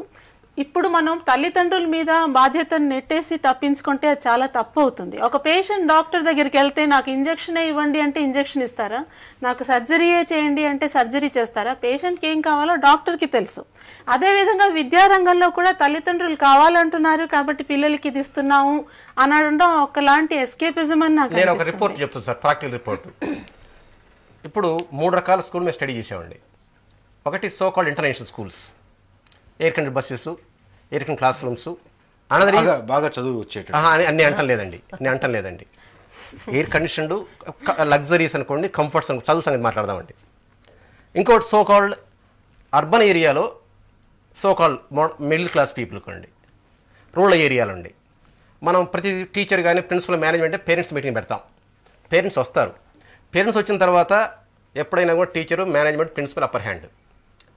టీచర్లు ఏం పిల్లలు పేరెంట్స్ ఏం చెప్పరు. అందువల్ల అసలు పేరెంట్స్కి ఏం కావాలి నిజంగా వాళ్ళ మాట్లాడే అవకాశం ఇవ్వాలనే ఉద్దేశంతో ఉపాధ్యాయులం ఇళ్ళకి పంపించాం, ఒక పర్ఫార్మా ఇచ్చాం. ఆ పర్ఫార్మా కూడా టీచరే నింపి ఉండొచ్చు అనే ఉద్దేశంతో మనం మేము ఫోన్ కాల్ చేస్తే ఏం తేలింది అదే చెప్తా. So called the high profile స్కూల్స్లో మనమైతే ఏమైతే తప్పుపట్టామో, మా అబ్బాయికి ఉద్యోగం రావాల్సిన అవసరం లే, మా అబ్బాయికి సాఫ్ట్వేర్ అవసరం లే, గురప్స్వారి కావాలి, టెండూల్కర్ కావాలి కనీసం ఇవి వాళ్ళు కోరారు. మిగిలిన స్కూల్స్ ఒక రకమైన అర్బన్ ఏరియా స్కూల్లో మాకు ఆటలు వద్దు, పాటలు వద్దు, మీరు ఆటలు పాటలు చేయటం వల్ల మా ప్రశస్తయాన్ని మీరు నష్టపరుస్తున్నారు, మీకు రైట్ లేదు. కాబట్టి మాకు కావాల్సింది ఏంటంటే మా అబ్బాయి కెరీర్ సెటిల్ కావాలి. రూరల్ ఏరియాల స్కూల్లో ఇంటికి పంపిస్తే వాళ్ళకేం కావాలంటుందంటే మాకు చదువొద్దు, ఉద్యోగులు వద్దు, మాకు ముందు 3 పూట్ల భోజనం కావాలి. భోజనం కావడానికి నేను చదవాలంటే ముందు బతకాలంటే ఫుడ్ కావాలా, కాబట్టి నాకు ఫుడ్ కావాలి, కాబట్టి ఏదో విధంగా మేము పని చేసుకుంటాం. మీరు ఎన్ని చెప్పినా కూడా అండి స్కాలర్షిప్స్ ఇస్తాం, పుస్తకాలు ఇస్తాం, యూనిఫామ్ ఇస్తాం, మీకు ఏమి ఖర్చు లేదు అన్నా కూడా పేరెంట్స్ దాదాపుగా రైతులు కానివ్వండి, కార్మికులు కానివ్వండి, రైతు కార్మికులు కానివ్వండి కన్విన్స్ అయ్యేది చాలా తక్కువ. అందువల్ల ఇవన్నీ కూడా పేరెంట్స్ నిజమైన ఒపీనియన్. దీంట్లో హేమ గారు మనం టాపిక్ ఇందాక వదిలిన టాపిక్ దగ్గరికి ఒకసారి వెళ్దాం. ఎవాల్యుయేషన్ 2 కారణాలుగా దానికి విలువ ఉంది. ఒకటేంటంటే ఇప్పటికీ పిల్లవాడు ఏం అందుకున్నాడు, వాడికి ఏం అర్థమైంది, వాడి ఆలోచన ధోరణి, వాడి యొక్క జ్ఞానానికి సంబంధించిన పునాదులు ఎక్కడున్నాయి అనేది పిల్లవాడికి ఇంకా ఇప్పుడు ఏం నేర్పించాలి అని అర్థం చేసుకోవడానికి కావాలి. అది ఒక్కొక్క పిల్లవాడి సంగతి మాట్లాడాలి. అది మనకు తెలుసు, అది ఒక విషయం. అది అంతకన్నా మనం దాని గురించి మన పూర్తిగా అవగాహన ఉంది. కానీ అది తెలిసి కూడా ఇవాళ 199 పాఠశాలల్లో మనం ఈ రకమైనటువంటి పద్ధతిని ఎందుకు అవలంబించలేకపోతున్నాం? అవలంబించిన పాఠశాలలు ఉంటాయి, అంతేనండి. అందువల్ల మీరు రూరల్ ఏరియా స్టడీ చేయండి, రూరల్ ఏరియా స్టడీ చేయండి, మార్క్ ఎందుకు రావటం లేదు, ఎగ్జామ్స్ ఎందుకు రావటం లేదు? టీచర్లు, పేరెంట్స్ అందరూ దోషులే, ఎవరు దోషులు లేరని చెప్పి ఇక చేతులు కొడుకునేందుకు రైట్ లేదు. అసలు అందరూ ఇంత దోషం చేస్తున్నాం, తప్పులు చేస్తున్నాం. పేరెంట్స్కి ఏమిటంటే మార్కులే పిల్లవాడి తెలివికి సరైన ఇదనమాట, స్టాండర్డ్, అది పారామీటర్. మరి ఇంకేముంటుంది, అంతే కదా. చూడండి, మార్కులు అనేది ఏమిటి? మీరు ఒక పాఠంలో ఒక ప్రశ్న తీసిచ్చుంటే ఆ ప్రశ్న మాత్రం వాడు చదువుకొని వచ్చుంటే వాడికి మార్కులు వచ్చేస్తాయి, మిగతా ప్రశ్నలు చదువుకోకుండా ఉంటే. దాన్ని బట్టి మనం చేయలేం కదా. అలా అవుతే వీళ్ళంతా ఇంటలెక్చువల్ జయంట్స్ అయిపోయి డిగ్రీలు తెచ్చుకొని ఎందుకు కొలాప్స్ అయిపోతున్నారు లైఫ్లో? 15 ప్రశ్నలు ఉన్న పాఠంలో మీరు 10 ప్రశ్నలు ఇస్తారు. ఆ 10 ప్రశ్నలు బై లక్ నేను చదువుకొని వచ్చాను అనుకోండి, నాకు 100 out of 100 వస్తుంది. మీరు ఆ 5 ప్రశ్నలు అడుగుంటే probably I would have got 50. ఇప్పుడు ఏదైనా ఇన్ని చెప్పానండి, అది మార్కులు పేరెంట్స్ కి తృప్తినిస్తాయి. ఫైనల్ గా మనం అన్ని మాట్లాడదాం. ఫైనల్ గా ఒక స్టూడెంట్ కెరియర్ను, ఒక స్టూడెంట్ ఐక్యూను టెస్ట్ చేసేదేమో ఇవే, ఈ క్వశ్చన్స్, ఈ ఆన్సర్లు, ఈ ఎగ్జామ్స్, ఇవన్నీ వీటిని దూరంగా నెట్టేసి మనం చెప్దామంటే కుదరదు. అంటే ఈ క్వశ్చన్ ఇప్పుడు మన ప్రెస్లో వచ్చింది ఏంటి, ఎంసెట్ ఎగ్జామినేషన్లో మన ఎవ్వరం ఫిజిక్స్ సెమిస్టర్ మాస్టర్ కాదు, ఎవరైనా కూడా 1, 2, 4 నెంబర్లు తెలిస్తే 42, 3 పెడితే 42 వచ్చినాయి, 1 పెడితే 46 వచ్చాయి, క్వాలిఫై అయ్యారు. అంటే అయినా 4 నెంబర్లు తెలియాలి. కాబట్టి ఎగ్జామ్స్ పక్కన పెట్టి ఎడ్యుకేషన్ సిస్టమ్ డిస్కస్ చేయడం అనేది కరెక్ట్ కాదు. ఆ ఎడ్యుకేషన్ సిస్టమ్ అది కాదండి, మొత్తం పైన your ends are decide by the exam throughout the world. ఎక్కడైనా సిస్టమ్ అదే. మీరు ఇంటర్నల్ ఎవాల్యుయేషన్ కూడా ఇక్కడ ఒక ప్రశ్న అడగదలుచుకున్నాను. ఈ ఎగ్జామ్ ఎవరికి ఎగ్జామ్? నార్మలీ ఇలాగ మనం పరీక్ష పెట్టి మార్కులు అంటున్నారు, మీరు మార్కులు లేకపోతే ఏది లేదు అన్నట్టు మాట్లాడుతున్నారు. ఈ మార్కులు వచ్చిన తర్వాత కూడా ఒక్కొక్కప్పుడు టీచర్స్ పిల్లలతో అనడం ఏంటంటే, నీకు ఇదంతా మొత్తం వచ్చు కదా, పరీక్షలో ఎందుకు ఇలా రాసావు అని అడుగుతున్నారు. అంటే దాని అర్థం ఏంటి? ఆ మార్కులు యాక్చువల్లీ పిల్లవాడి అవగాహనను మెజర్ చేయటం లేదు అక్కడ. ఆ టైంలో పరీక్ష రాసే టైంలో పిల్లవాడి మానసిక పరిస్థితి, ఫిజికల్ ఫిట్నెస్, ఇంకా చాలా చాలా ఉంటాయి. ఎదురుగుండా అబ్బాయి ఆడుకోవడానికి రా అని పిలిస్తే వెళ్ళిపోతాను. ఈ రకమైనటువంటి అభిప్రాయాలు, ఈ రకమైనటువంటి లక్ష్యాలు, ఆదర్శాలు పెట్టుకుని చదువు చెప్పడం, పరీక్షలు నిర్వహించడం, నిజంగా ఇది చేయగలరా? ఒక కార్పొరేట్ స్కూల్లో చేయగలరా? చేస్తే ఆ స్కూల్ నిలబడుతుందా? ఈ ఆదర్శాలన్నీ పాటిస్తే పోతాయి. స్కూల్స్ ఉండవు.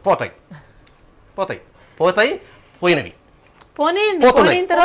అది వేరే విషయం. ఇప్పుడు కార్పొరేట్ స్కూల్ స్టార్ట్ చేయమని ఎవరు ఇన్వైట్ చేయలేదండి. నేను ఇన్వైట్ చేసిన నా దగ్గర, మీ దగ్గర మీరు రాలేదు. అది ఒక యాక్సిడెంట్. పీపుల్ రిసీవ్డ్ ప్రాపర్లీ వచ్చినవి. ఆ స్కూల్స్లో స్కూల్ సిస్టమ్ ఇంప్లిమెంట్ చేస్తున్నారు. ఆ స్కూల్ సిస్టమ్ ఇంప్లిమెంట్ చేయడంలో మీరు అన్నట్టుగా it varies from school to school. Academician school start చేసి అకాడమిక్ ఇంట్రెస్ట్ ఉండి మీరు అన్నట్టుగా ఎగ్జామినేషన్ బద్దం కాకుండా కరెక్ట్ అవాల్యుయేషన్ చేసి at the same time student career కూడా దృష్టిలో పెట్టుకొని పేరెంట్ ఎయిమ్ కూడా దృష్టిలో పెట్టుకుని స్కూల్ కూడా నడపచ్చు. మేడం గారు చెప్పినట్టు let them enjoy the examination చేస్తే స్కూల్ నడపచ్చు, రిజల్ట్ ప్రొడ్యూస్ చేయొచ్చు, వాడు మంచి కెరియర్ డిసైడ్ చేయొచ్చు. లక్ష్మి గారు, ఇప్పుడు ఈ స్కూల్ నిర్వహణలో కూడానండి ఒకటి గవర్నమెంట్ బాధ్యత ఉండేటట్టు పేరెంట్స్ కూడా బాధ్యత ఉంది. మేమేదో డబ్బులు కట్టేసాం, ఫీజులు కట్టేసాం, మా పిల్లల్ని పంపించేసాం, ఇంకా వాళ్ళకి చదువు రావాలంటే కాదు. పిల్లల్ని పంపించిన తర్వాత అక్కడ స్కూల్లో ఏం అవుతున్నది, ఏం జరుగుతున్నది అని కనుక్కోవాలి. కొన్ని అడ్వాన్స్ కంట్రీస్లో పేరెంట్ ఫోరం ఉంటుందన్నమాట. వాళ్ళు ఏం చేస్తారు, they are involved in the running of the school అనమాట. అక్కడ ఏం జరుగుతున్నాయి, ఎలా అవుతున్నాయి, ఎవళ్ళని అపాయింట్ చేస్తున్నారు, అసలు అపాయింట్ అయిన టీచర్లకు అసలు వాళ్ళకి అర్హతలు ఉన్నాయా, ఏమీ తెలుసుకోకుండా నా బాధ్యత అయిపోయింది 9 గంటలకని అక్కడ పంపించేయటం న్యాయం కాదు. మీనా గారు, ఇందాక వెంకటనారాయణ గారు ఇలా లేకపోతే ఈ స్కూల్ మార్కులు ఈ పద్ధతిలో నడుస్తేనే నడుస్తాయి అన్నట్టు చెప్పారు. ఒక విధం అది వాస్తవం కాదు. ఒక విధంగా మనం ఒక ప్రయోగం ద్వారా దీన్ని మెల్లగా ఒక ట్రాన్సిషన్ తీసుకొని రావచ్చు. ప్రతి స్కూల్లోని పిల్లల్ని స్కూల్లో చేర్పించే ముందు పేరెంట్స్కి కంపల్సరీగా ఒక ఓరియంటేషన్ పెట్టండి. ఒక 3 hours పేరెంట్స్ని రమ్మని చెప్పి ఓరియంటేషన్ ఇచ్చి పిల్లల ఓవరాల్ పర్సనాలిటీ డెవలప్మెంట్ కోసం కావాల్సినవి ఇవి, దీనికి పద్ధతులు, బోధనా పద్ధతులు ఇవి, ఇవాల్యుయేషన్ ప్రొసీజర్ ఇది, పిల్లలకి మార్కులే కావాలి, మీరు వాళ్ళకి ఒత్తిడి తీసుకొచ్చి ఏదో విధంగా మార్కులు వస్తే చాలు అంటే ఇది, మాకు 2 సెక్షన్లు ఉన్నాయి, మీ పిల్లల్ని ఎందులో చేర్పిస్తారు అని క్రమంగా ఒక 5 years వాళ్ళని అడుగుతూ రండి. ఏ సెక్షన్లో ఎక్కువ మంది చేరుతారో చూడండి. పేరెంట్స్కి ఓరియంటేషన్ లేకపోవడం వల్ల వాళ్ళు మార్కులు ఒత్తిడి తీసుకొస్తారు. ఒక విద్యా సంస్థని నడిపేటట్టు వారు, నాకు తెలిసినటువంటి వారు ఏమన్నారంటే, పిల్లలకి చదువు చెప్పడం అనేటటువంటిది పెద్ద సమస్య కాదండి మాకు, తల్లిదండ్రులకు నచ్చ చెప్పడం, ఇదే మంచిది, ఇది చక్కటిది, మీరు ఇంకోటి మీరు చూసి ఇబ్బంది పడకండి, లేకపోతే ఇదే అవ్వకండి, వాళ్ళకి నచ్చ చెప్పి వాళ్ళకి అవగాహన కల్పించడమే మాకు తలకు మించినటువంటి పని అయిపోయింది. నచ్చ చెప్పేటప్పుడు వాళ్ళకి ఒక చిన్న చాయిస్ ఇవ్వండి. మీరు ఇందులో చేర్పించదలుచుకున్నారా అందులోనా అని అడగండి. 2 ఏళ్ళు వాళ్ళు చూస్తారు ఏ పిల్లలు ఓవరాల్ డెవలప్మెంట్ ఏ పిల్లలకి వస్తున్నది, ఏ పిల్లలు ఒత్తిడికి గురవుతున్నారు, వాళ్ళ పర్సనాలిటీ ఏంటి, వాళ్ళు స్కూల్ తర్వాత బయట సమాజంలో వాళ్ళు నడుచుకునే తీరేంటి అని చూసి మెల్లగా మీకు ఓవర్ నైట్ ఈ మార్పు రాదు. కానీ ఈ మార్పు రావాలంటే కొన్ని మెట్లు ఎక్కాలి. మనం ఎంతో అంత ఒత్తిడి పిల్లల మీద ఉండడం అనేటటువంటిది వాంఛనీయం. అలా ఉంటేనే వారు క్రమశిక్షణ ఉంటుంది, వారు ఫలితాలు బాగుంటాయి. అస్సలు ఒత్తిడి లేకపోతే మంచిది కాదు అనేటువంటి అభిప్రాయం ఉంది. మీరు 100% కరెక్ట్. ఒత్తిడి అనేది అస్సలు లేకుండా ఉండాలి అని ఎవరు అనట్లేదు. అయితే there is something called optimum stress level అనేది ఉంటుంది. ఆ ఆప్టిమమ్ స్ట్రెస్ లెవెల్ కి స్ట్రెస్ కొంచెం తగ్గింది అనుకోండి, ఆప్టిమమ్ ఎవరు నిర్ణయిస్తారు? ఆప్టిమమ్ అనేది ఎవరు నిర్ణయిస్తారు అంటే ఇవాళ ఉండేటటువంటి పరిస్థితి మనం ఏదైతే ఆదర్శంగా కాదనుకుంటున్నామో వాళ్ళని అడిగితే ఇది ఇలా ఉండాలండి అని అంటారు. అదే ఆప్టిమమ్. దానికి ప్రయోగాత్మకంగా కొన్ని ఇవి ఉన్నాయండి, నిరూపించబడ్డాయి. ఏ లెవెల్ స్ట్రెస్ లో అయితే the child is able to give the efficient and effective output, that is the optimum. ఆ ఆప్టిమమ్ ప్రతి ఒక్కరికి యూనిఫామ్ కాదు. మళ్ళీ హేమ గారు, ఆప్టిమమ్ స్ట్రెస్ అనటంలో స్ట్రెస్ అనటం కన్నా కూడా ఛాలెంజ్ ఉండాలి. వాళ్ళకి విసుగు పుట్టకూడదు. అలా అని వాళ్ళు మొయ్యలేని బరువుతో కుంగిపోయి వాళ్ళు పూర్తిగా కాడి వదిలేసేటట్టో లేకపోతే దాని మీద ఆసక్తికి పోగొట్టుకోవడం లాగానో, తిండి దగ్గర నుంచి దీనికి ప్రతిసారి మన కామన్ సెన్సే అన్నిటికన్నా ముఖ్యమైనది. వెంకటనారాయణ గారు, నేను యాజ్ ఎ సిటిజన్గా అడుగుతున్నా, మనం చెప్పి ఈ వేదాంతం అంతా కూడా నేను వేదాంతాన్ని వాడుతున్నా.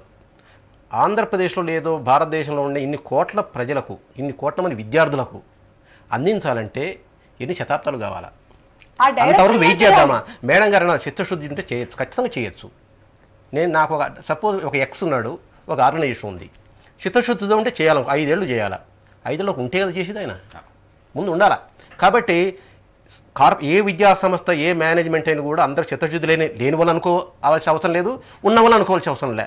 ఏదైనా కూడా మీరు అన్నట్టుగా ఒక అర్బన్ ఏరియాలో ఉన్నటువంటి విద్యార్థుల దృష్టి అన్ని అందుబాటులో ఉన్న వీళ్లకు. హైదరాబాద్లో నేను ఒక ఇంగ్లీషు భాషలో మదర్ టంగ్లో తెలుగు పాఠం చెప్పాలా, ఇంగ్లీష్ మీడియం పాఠం చెప్పాలని చాలామంది ఉపన్యాసాలు టాక్స్ జరిగాయండి. జరిగిన తర్వాత రాయలసీమలో మీరు ఇంగ్లీష్ మీడియం చదువు చెప్పినా కూడా వాడు తెలుగు మాట్లాడతాడు. కోస్టల్లో ఇంగ్లీష్ మీడియం చెప్పినా కూడా 50% తెలుగు 50% ఇంగ్లీష్ మాట్లాడతాడు. హైదరాబాద్ తెలుగులో చెప్పినా కూడా వాడు ఇంగ్లీష్ మాట్లాడతాడు. ఇంగ్లీష్లో చెప్పినా ఇంగ్లీష్ చెప్పకపోయినా ఆ ప్రాథమిక విద్యలో మాతృభాష చెప్తే బాగానే ఉంటుంది. ఇప్పుడు మనందరం తెలుగు చదువుకున్న వాళ్ళం అంటే మొత్తం పైన మనం ఏం మాట్లాడినా కూడా ఏ ఫిలాసఫీ చెప్పినా కూడా అసెస్మెంట్ కానివ్వండి, స్ట్రెస్ అనుకోండి, స్ట్రెయిన్ కానివ్వండి, ఇన్ని కోట్ల మంది దృష్టిలో పెట్టుకుని ప్రాక్టికల్గా మనం ఒక అండర్స్టాండింగ్కి వస్తే కనీసం 90 మందికి అందుబాటులో ఉండేదాన్ని మనం చేయలేకపోయినా గవర్నమెంట్ సలహా ఇచ్చే పరిస్థితులు ఉండాలా. మీనా గారు, ఎన్ని దశాబ్దాలు పడుతుంది అంటున్నారు వెంకటనారాయణ గారు, కానీ ఎన్ని దశాబ్దాలు పడుతుంది అనేది ఒక లెక్క, ఒక టార్గెట్ ఉండాలి. మీరు ఒక 10 ఏళ్లనే టార్గెట్ వేసుకోండి, కానీ మొదటి అడుగైతే వేయాలి కదా. ఇది ఒక ఎక్స్ప్లోరేటరీ రీసెర్చ్ అండి. ఎన్ని దశాబ్దాలు పడుతుందని మీరు ప్రారంభించిన తర్వాతే కొద్దిగా మీకు అర్థం అవుతుంది. అందువల్ల ఇది ఇన్ని దశాబ్దాలు పడుతుంది కనుక చెయ్యము అనుకోవడం కొంచెం కరెక్ట్. మీడియం ఆఫ్ ఇన్స్ట్రక్షన్ అనేది ఒక గరిట లాంటిది. మీరు ఫుడ్ వండిన తర్వాత దాన్ని ఏ గరిటతో వడ్డిస్తారనేది అది వేరే మాట. అది నిజమే, మాతృభాషలో ఉండాలి లేదనటం లేదు, కానీ అది చాలా smaller, I would say it's a smaller component. Main ఏమిటంటే కంటెంట్ ఆఫ్ ద ఎడ్యుకేషన్, గిన్నెలో ఏమున్నది అన్నది ముఖ్యం చూసుకోవాలి. వంట చేసింది ఎవరన్నది చూడాలి, ఎంత హైజీనిక్గా వంట చేయబడింది అన్నది చూడాలి. ముందు ఉపాధ్యాయుల వాళ్ళ యాటిట్యూడ్స్ గురించి చూడాలి. ఒక టీచర్ ఎలా ఉండాలంటే తన దగ్గర వచ్చినంతసేపు ఆ పిల్లవాడికి అన్ని విధాల, అంటే టోటల్ డెవలప్మెంట్ కావాల్సిన అన్ని అందచేయగలగాలి. తిరిగి పిల్లవాడి ఇంటికి వెళ్ళినప్పుడు తల్లి చేయాలి. మనం ఒక పిల్లను కల్పన చేసుకుందాం. ఆ పిల్లవాడుకు చదువు ఎలా ఉండాలి? చదువు అనేది వాడికి చాలా ఇష్టంగా ఉండాలి.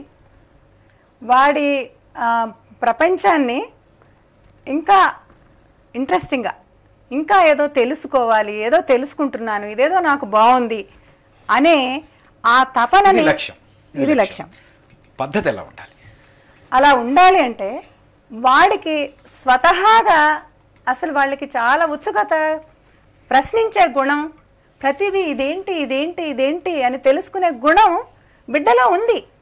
మనం ఏదో బిడ్డలో ఏమీ లేదు బయట నుంచి అన్నీ తెచ్చిస్తామనేది పూర్తిగా పొరపాటు.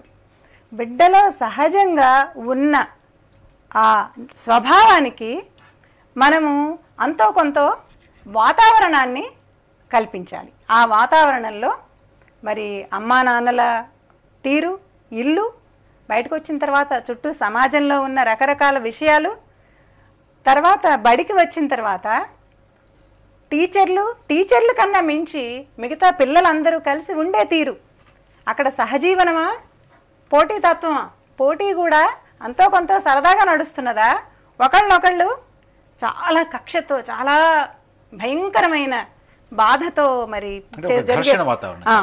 ఆ పోటీనా. మాంటిసరీ సిస్టంలో ఎలా అంటారంటే ఒకే వయస్కుల పిల్లల్ని ఒక గదిలో చేర్చి ఒక 40 మందిని కూర్చోపెట్టడానికన్నా ఒక 6 నుంచి 9 ఆ ఏజ్ గ్రూప్ని ఒక 40 మందిని పెడితే అదొక ఇదే అనమాట, ఒక ఉమ్మడి కుటుంబం లాగా అనమాట. అక్కడేమవుతుంది, ఒకళ్ళ దగ్గర నుంచి ఒకళ్ళు నేర్చుకునేందుకు ఉంటుంది. ఈ తల్లి లాంటి టీచర్ కూడా ఒక 6 ఏళ్ల పిల్లవాడి ఇది నీడ్స్ తీర్చడం కానీ 9 అది క్లాష్ ఉండదన్నమాట అక్కడ. అదొకటి. ఇంకోటి పోటీతత్వం ఉండాలి, కానీ ఇంకోళ్లతో పోటీ పడటానికన్నా నిన్న నేను ఎంత సాధించాను, ఈ రోజు ఎంత సాధిస్తానన్నది తనతో తను పోటీ ఉండాలి. ఇంకోళ్లతో పోటీ ఉన్నంత దాకా ఈ ఎల్బోయింగ్ యాటిట్యూడ్ అంటారు, ఇంకోళ్ళని పక్కకు తోసేసి మనం ముందుకు వెళ్ళటం. నేను దీన్ని మైక్రో లెవెల్లో చెప్తాను. Teacher should be A facilitator. చుట్టూ వాతావరణం ఉంది, పిల్లల్లో పెరిగే తత్వం పిల్లల్లో వాళ్ళలోనే సహజ సిద్ధంగా ఉంది. ఆ పెరిగే తత్వానికి పోషణ అందించే విధంగా టీచర్ ఉండాలి. ఈ పిల్లలు ముఖ్యంగా ఎలిమెంటరీ స్కూల్ స్టేజ్లో ఉన్నప్పుడు WH స్టేజ్లో ఉంటారు. వాట్, వై, వేర్, వెన్, ఏలు అంటారు దీన్ని, ఎందుకు, ఏమిటి అని అడిగే. సో ఇది అడగడానికి ప్రోత్సహిస్తూ ఇంకా తెలుసుకోవాలి అని ఒకలాంటి వాళ్ళలో ఉత్సాహం ఉండాలి, ఒక కుతూహలాన్ని పెంచేదై ఉండాలి. రెండోది ఏంటంటే మనం ఇంటెలిజెన్స్కి ఇచ్చే ఇంపార్టెన్స్ కొంచెం తగ్గించుకుంటే మంచిది ఇప్పటికన్నా.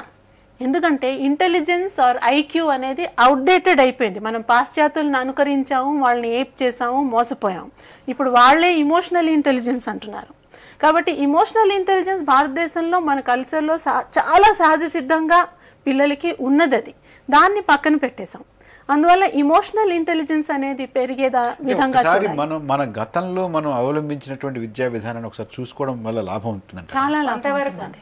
చాలా వరకు ఉంటుంది. ఇంకోటి ఏంటంటే చదువు అనేది, విద్య అనేది ఒక థ్రెట్ లాగా చూడకుండా ఒక ఛాలెంజ్ లాగా చూడాలి. నేను ఈరోజు ఇంత తెలుసుకున్నాను, రేపు ఇంకా ఏం తెలుసుకోవాలి అనేది చూస్తూ ఉండాలన్నమాట. వెంకటనారాయణ గారు, ఇప్పుడు మన ఇంతమంది విన్న తర్వాత కుతూహలం ఉండాలి, ఉత్సాహం ఉండాలి, క్వశ్చనింగ్ అన్నీ ప్రతి వాళ్ళు యాక్సెప్ట్ చేస్తారు. చదువుకున్న వాళ్ళు, చదువు తెలియని వాళ్ళు. అయితే ప్రతి స్టూడెంట్కి కూడా questioning capability, efficiency, intelligence student ఉంది. అయితే ఈ క్వశ్చన్కి ఆన్సర్ చెప్పేవాళ్ళు ఎవరు? క్వశ్చన్ చేయనివ్వట్లేదు. అట్లా కాదండి. సపోజ్ నేను టీచర్, నేను చాలామంది టీచర్లు చూశాను. పేరెంట్స్కి ఆన్సర్ చేస్తే, పేరెంట్స్ క్వశ్చన్లు చేస్తే వాళ్ళ రెస్పాన్స్ ఎలా ఉంటుంది, టీచర్ క్వశ్చన్ చేస్తే టీచర్ ఎలా ఉంటుంది. అసలు ఒక స్టూడెంట్కు మనం ఎప్పుడు ఎవరైనా కూడా క్లాస్ వెంటనే silence please, don't talk, mother వచ్చిన వెంటనే ఈ తల్లులు ఉన్నారు, ఎప్పుడైనా మేడం అంటే నాకు తెలియదు క్షమించండి, ఎప్పుడైనా బాబు నువ్వు టీవీ చూడనానా, బాబు క్రికెట్ ఆడునానా అన్న వాళ్ళు ఎవరు ఉన్నారా? చదువు చదువు చదువు అని. దీంట్లో మేము ఒక రిప్రజెంటేటివ్ ఇంగ్లాండ్ పంపించానండి. అక్కడ ఈ సిస్టమ్ మీద పేరెంట్స్, పిల్లలు గవర్నమెంట్ కంప్లైంట్ చేశారు, మమ్మల్ని మాట్లాడుకో అవకాశం ఇవ్వటం లేదు అని. అప్పుడు టైం టేబుల్లో 1 గంట మాట్లాడుకునే దానికి ప్రొవైడ్ చేసి, ఆ గంట పిల్లల్ని క్లాసు పంపించేసి బయట బోర్డు పెడుతున్నారు. Let them enjoy. హేమా గారు, ఒక మంచి బడి ఎలా ఉండాలి? పిల్లలే సర్వస్వం. పిల్లల సంతోషం, పిల్లల అభివృద్ధి, పిల్లల ఆనందం ఇవన్నీ కూడా ఒకదానితో ఒకటి ముడిపడి ఉన్నాయి. ఈ పిల్లల మంచి కోసం మాత్రమే ఇవన్నీ జరగాలి. అందుకు అవసరమైన అవగాహన పెద్దవాళ్ళకి పెంచుకోవడానికి ఏమిటేమిటి చేయాలి అనేది తల్లిదండ్రులు, ఉపాధ్యాయులు, మిగతా ఈ విషయం గురించి ప్రేమగా ఆలోచించేవాళ్ళు ఆలోచిస్తూ మాట్లాడుకుంటూ పిల్లల్ని చక్కగా పెరగనివ్వడానికి, చక్కగా చదువుకోవడానికి అవసరమైన అవగాహనని మనలో పెంచుకోవడానికి మనం ఎదగాలి. పిల్లల్ని గమనిస్తూ వాళ్ళు ఏ విషయాలు ఎలా ఉన్నారు అనేది గమనిస్తూ మనము ఎంత వాళ్ళకి తక్కువ ఇంటర్ఫియర్ అవ్వడం మంచిది అనే దాని గురించి ప్రతి క్షణము మనం హెచ్చరించుకుంటూ చేయడం అనేది ఒకటి. లక్ష్మి గారు, school should be like home away from home. అంటే ఒక విధంగా ఇది ఒక పెద్ద హోమ్ అన్నమాట, ఇంకో పెద్ద కుటుంబం. ఇక్కడ ఉండే వాళ్ళతో నా బాధలు నేను చెప్పుకోగలుగుతాను, నాకు కావాల్సిన అవసరాలు తీర్చుకోగలుగుతాను. అక్కడ ఒక తల్లి ఉంది, కాకపోతే ఆవిడ మాకు అందరికీ తల్లి, అలాంటి ఒక ఫీలింగ్ ఉండాలి. ఇంకోటి ఏంటంటే పిల్లవాడు ఇంటికి వెళ్ళిన తర్వాత రేపు స్కూల్కి తిరిగి వెళ్ళాలన్న ఆ తపన ఉండాలి, ఆ స్పాంటేనిటీ, ఇంట్రెస్ట్ ఉండాలి. దీన్ని నేను ప్రస్తుతం ఉండే స్కూళ్ళ పరిస్థితితో పోల్చి చెప్తానండి. మన ఎలక్ట్రానిక్ మీడియాలో చాలా వాళ్ళకి ఇష్టమైన ఒక ఫ్రేజ్ ఉంది. ఎక్కడన్నా కర్ఫ్యూ లాంటివి ఏమైనా గొడవలు జరిగితే మర్నాడు ఏం చెప్తారంటే the situation is under control but tense అంటారు. ప్రస్తుతం స్కూల్లో అలా ఉంటున్నాయన్నమాట. The situation is tense but under control అనేది ప్రస్తుతం స్కూల్లో నిర్వచనాలు. అలా కాకుండా మంచి స్కూల్, ఆదర్శవంతమైన స్కూల్ అంటే మొట్టమొదటిది ఆ స్కూల్లోని వాతావరణంలో ప్రేమ, సంతోషం, ఈ 2 మెయిన్. అసలు మొత్తం దానికి రూట్స్ ఉండాలన్నమాట ఈ 2. రెండోది టీచర్లకి జాబ్ సాటిస్ఫాక్షన్ ఉండాలి, మేనేజ్మెంట్కి సంతృప్తి ఉండాలి. అంటే ఈ 3 సూత్రాలు పాటిస్తే పిల్లలు హ్యాపీగా ఉండడం అనేది చాలా ఇంపార్టెంట్. దానివల్ల టీచర్లకి సంతోషం కలుగుతున్నది అంటే సరైన యాప్టిట్యూడ్ ఉన్న టీచర్లనే మనం తీసుకున్నావా అనేది అక్కడ వర్తిస్తుంది. ఇవి 2 ఎప్పుడైతే అప్లై అవుతాయో డెఫినెట్గా ఆ స్కూల్కి మంచి రెప్యుటేషన్ వస్తుంది అండ్ ఆటోమేటికలీ మేనేజ్మెంట్కి సంతోషం అనేది కలుగుతుంది. వెంకటనారాయణ గారు, ఇప్పుడు మనకు తెలిసినంత వరకు కొన్ని మంచి స్కూల్స్ ఉన్నాయి. ఆ మంచి స్కూళ్ళలో చదివిన విద్యార్థులు గత 30 సంవత్సరాల్లో స్టడీ చేశాం. అంటే ఇది ఎవరు తప్పట్టం కాదు. ఈ మంచి స్కూల్లో చదివిన విద్యార్థులు చాలామంది మంచి ఉన్నత భావం, ప్రేమ, దేశ సేవ, మంచి ఆర్టిస్టు ఉన్నారు. కెరియర్లో ఫెయిల్ అయ్యారు 90%. మంచి స్కూల్ అంటే మేనేజ్మెంట్గా నాకైతే ఏముందంటే మంచి సిటిజన్ తయారు చేయాలని ఉంది, నా కోరిక అది. అందువల్ల ఏదైనా గవర్నమెంట్ మేనేజ్మెంట్ నేను ఎవరో మేనేజ్మెంట్ మస్ట్ బి దేర్. కాబట్టి మంచి స్కూల్ డెఫినేషన్ మనం తీసుకొని మనం ఇండియాకు మంచి నాయకులు కావాలా, మంచి నాయకులు తయారు చేద్దామా, మంచి సైంటిస్ట్ తయారు చేద్దామా, మంచి సాఫ్ట్వేర్ ఇంజనీర్ తయారు చేద్దామా డిసైడ్ చేసుకొని. మీ భావనలో మంచి స్కూలు అనేటువంటిది దాంట్లో నుంచి బయటికి వెళ్ళినటువంటి వాళ్ళు 190 మంది జీవితంలో సఫలీకృతం కాలేదు. ఇప్పుడు నేను మంచి స్కూల్ అంటే ఏం డిఫైన్ చేయాలా, ఏం డిఫైన్ ఒప్పుకుంటారమ్మా?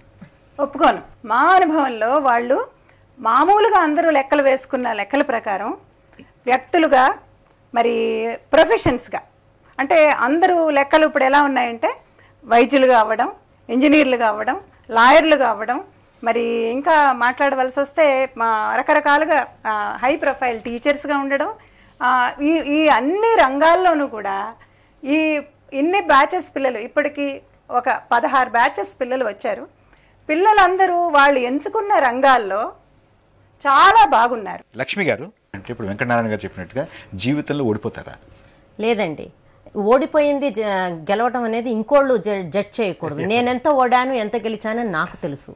అంటే ఏమిటి, ఒక సొసైటల్ స్టాండర్డ్ ఉండొచ్చు, ఇన్ని $1 మిలియన్ సంపాదిస్తే కానీ వాడు మనిషి కాదన్నది. దాంతో మనం అలా బేరీస్ వేసుకోవటం చాలా తప్పు.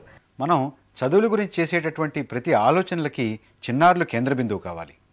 ఈ చిన్నారుల యొక్క మేధా సంపత్తిని, వారి సృజనాత్మక శక్తిని మనం ఎలా పెంపొందించాలి అనేటటువంటి ఆలోచన మనం చేయాల్సినటువంటి అవసరం ఉంది.